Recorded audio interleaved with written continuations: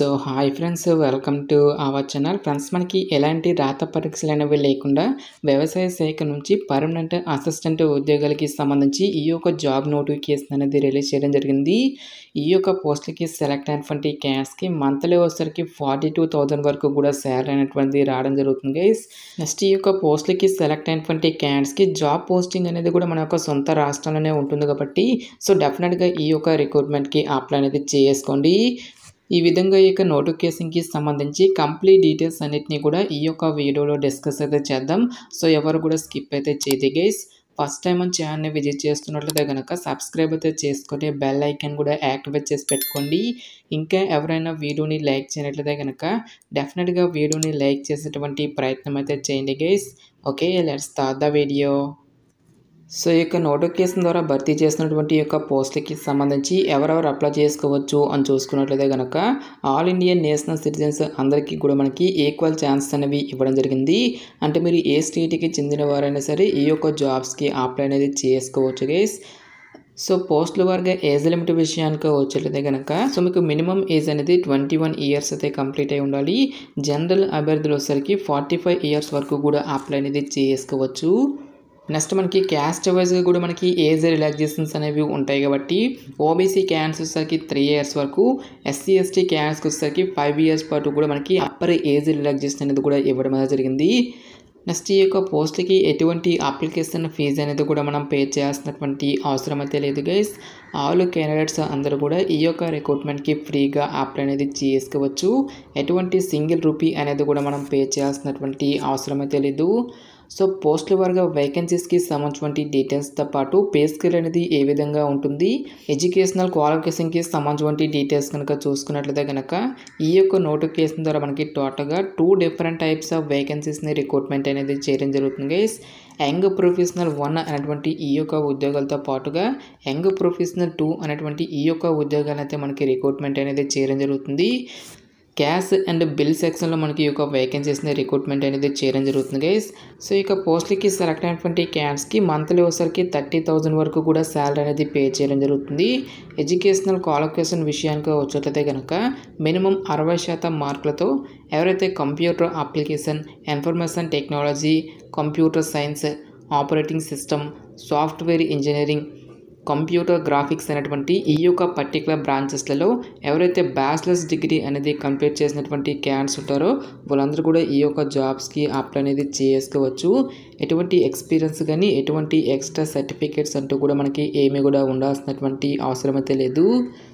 Next మనకి store and purchase సెక్షన్లో ఉన్నటువంటి యంగ్ ప్రొఫెషనల్ 2 ఉద్యోగాలకి మీరు సెలెక్ట్ అయినట్లయితే కనుక మంత్లీ వచ్చరికి 42,000 వరకు కూడా పే చేయడం అనేది జరుగుతుంది. నెక్స్ట్ ఎడ్యుకేషనల్ క్వాలిఫికేషన్ విద్యా అర్హత విషయానికి వచ్చేట్లయితే కనుక ఎవరైతే computer application, information technology, computer science, artificial intelligence, operating system, software engineering, computer graphics అనేటువంటి ఈ యొక్క పర్టికులర్ బ్రాంచెస్లో మీరు బ్యాచిలర్స్ డిగ్రీ అనేది కంప్లీట్ చేసి దీంతో పాటుగా అక్కడ రిలవెంట్ ఫీల్డ్కి సంబంధించి అట్లీస్ట్ మనకి 1 ఇయర్ ఎక్స్పీరియన్స్ అనేది కూడా మనకి అడగడం జరుగుతుంది. నెక్స్ట్ మనకి ఆడిట్ అండ్ అకౌంట్స్ సెక్షన్లో ఉన్నటువంటి యంగ్ ప్రొఫెషనల్ 2 ఉద్యోగాలకి సెలెక్ట్ అయినా సరే మంత్లీ వచ్చరికి 42,000 వరకు కూడా శాలరీ అనేది పే చేయడం జరుగుతుంది. ఈ యొక్క పోస్ట్కి సంబంధించి ఎడ్యుకేషనల్ క్వాలిఫికేషన్ విషయానికి వచ్చేట్లయితే కనుక ఎవరైతే మినిమం 60% మార్కులతో బీకామ్ కానీ, బీబీఏ కానీ, బీబీఎస్ అనేటువంటి ఈ యొక్క పర్టికులర్ క్వాలిఫికేషన్ అనేది కంప్లీట్ చేసి ఉంటారో వాళ్ళందరూ కూడా ఈ యొక్క జాబ్స్కి అప్లై అనేది చేసుకోవచ్చు.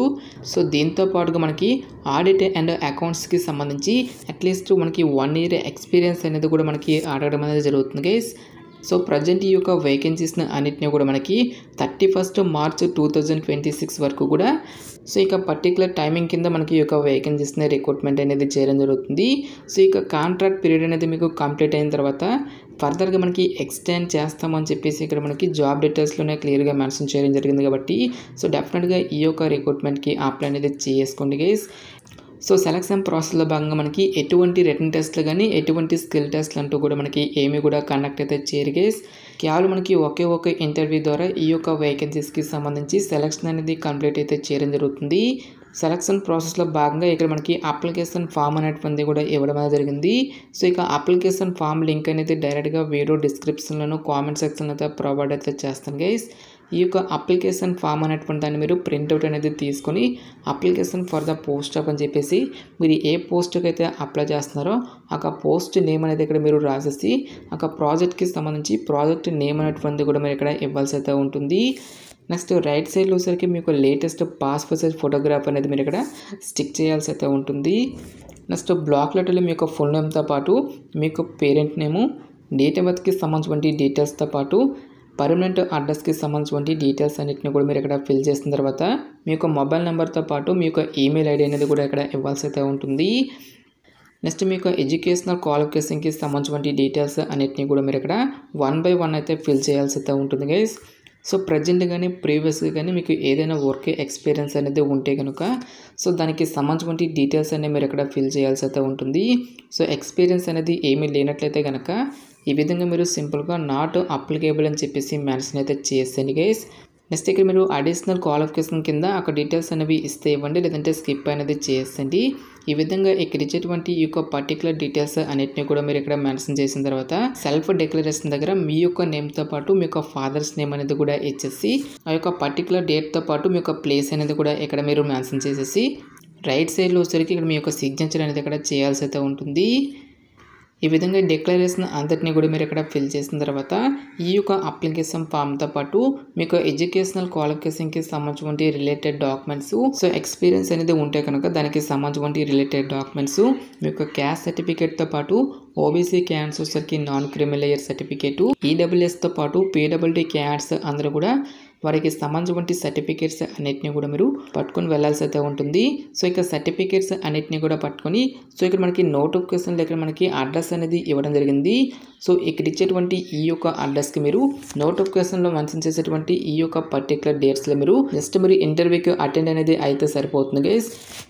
సో ఇక ఇంటర్వ్యూకి సంబంధించి వెన్యూ డీటెయిల్స్ కనుక చూసుకున్నట్లయితే కనుక సో మనకి జూన్ 27న మార్నింగ్ 10:30 నుంచి ఈ యొక్క వేకెన్సీస్కి సంబంధించి ఇంటర్వ్యూస్ అనేవి మనకి కండక్ట్ అనేది చేయడం జరుగుతుంది.